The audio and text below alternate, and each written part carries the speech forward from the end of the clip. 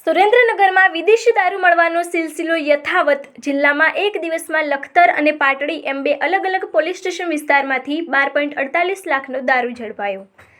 સુરેન્દ્રનગર એલસીબીની ટીમને મળેલી બાતમીના આધારે લખતર પોલીસ સ્ટેશન વિસ્તારના સદાદ ગામના પાદરમાં આવેલ વાડીની ઓરડી પર દરોડો પાડવામાં આવ્યો હતો, જ્યાં સ્થળ પરથી ગેરકાયદેસર ભારતીય બનાવટનો વિદેશી દારૂની નાની મોટી બોટલો અને બિયર ટીન નંગ 683, કુલ કિંમત 7,25,100 જથ્થો ઝડપાયો હતો. જ્યારે અન્ય એક કાર્યવાહીમાં એલસીબીની ટીમ દ્વારા પાટડી પોલીસ સ્ટેશન વિસ્તારના ઝરવલા ગામે રેડ કરવામાં આવી હતી, જ્યાં આરોપીના કબજા ભોગવટાવાળી ઓરડીમાંથી ભારતીય બનાવટનો વિદેશી દારૂની નાની મોટી બોટલો અને બિયર ટીન મળી કુલ ઇંગ્લિશ દારૂનો જથ્થો તેમજ દેશી દારૂ મળી કુલ ₹5,23,260 ઝડપાયેલો મુદ્દામાલ કબજે કર્યો હતો.